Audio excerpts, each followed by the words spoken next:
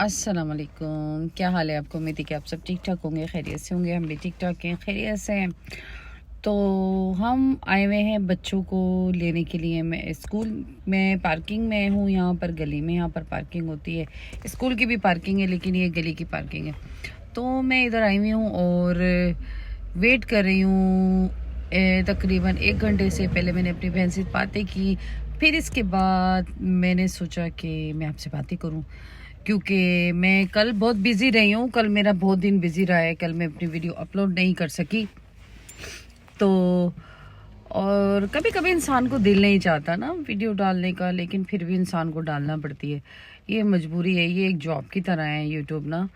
तो आपको डालना पड़ेगी, आपको वीडियो डालना पड़ेगी। और अगर एक दिन में नहीं डालेंगे तो फिर आपके यूट्यूब का जो है वो आपको पीछे हो जाता है। खैर, ये तो मुझे कोई फिक्र नहीं है, क्योंकि मैं रोज़ की एक वीडियो डालती हूँ तकरीबन, और हफ्ते में एक बार छुट्टी ज़रूर करती हूँ एक वीडियो की।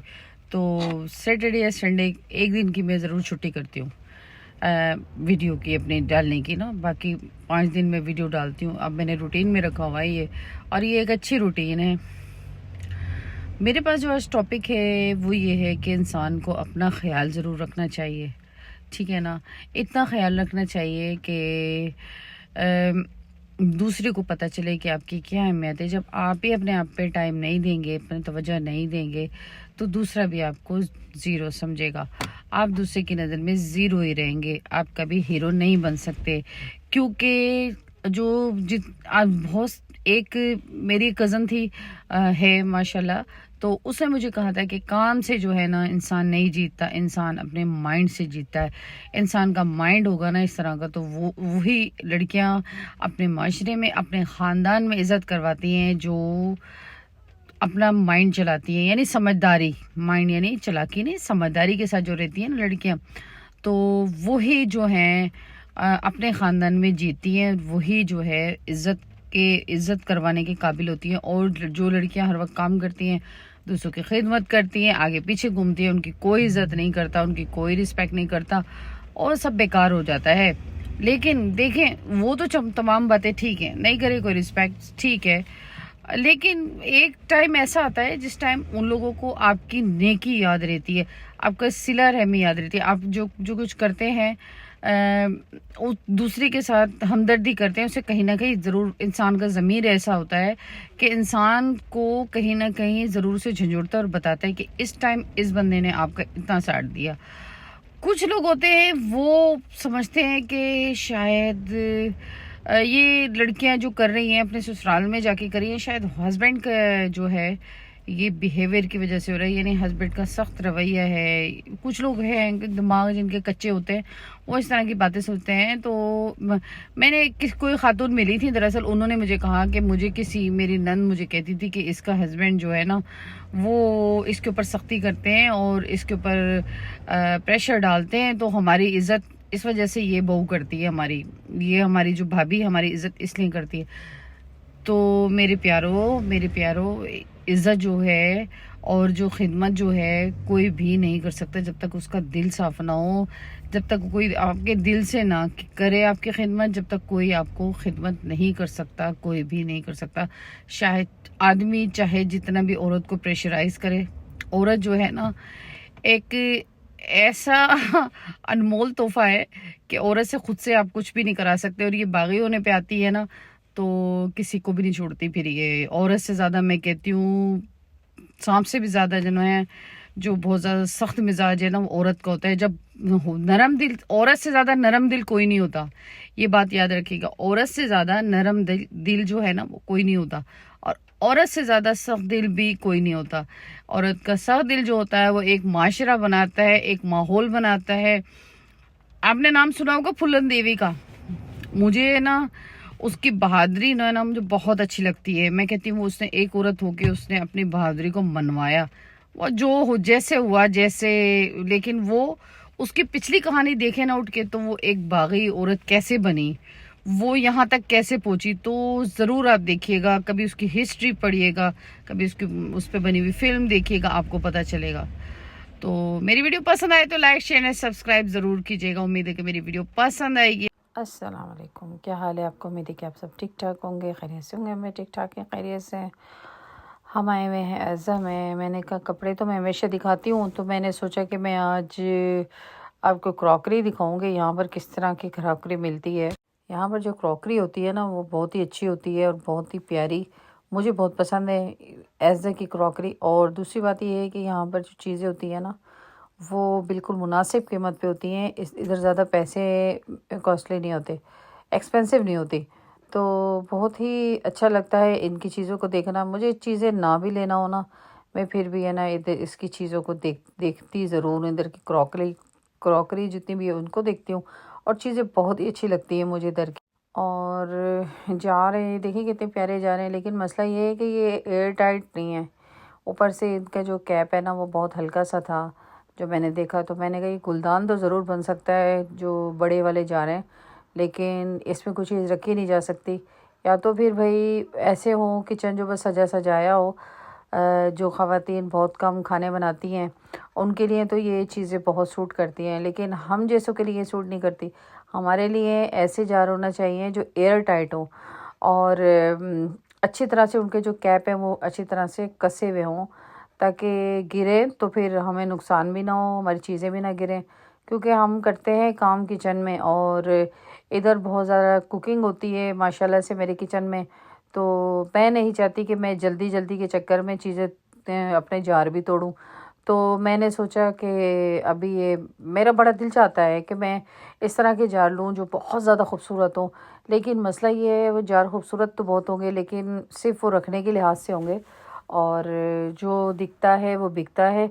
यानी जो दिखेगा वो अच्छा लग रहा है, लेकिन जब घर में जाऊंगी तो फिर मैंने जो अपने जार लिए हैं वो बिल्कुल मुनासिब साइज़ के हैं।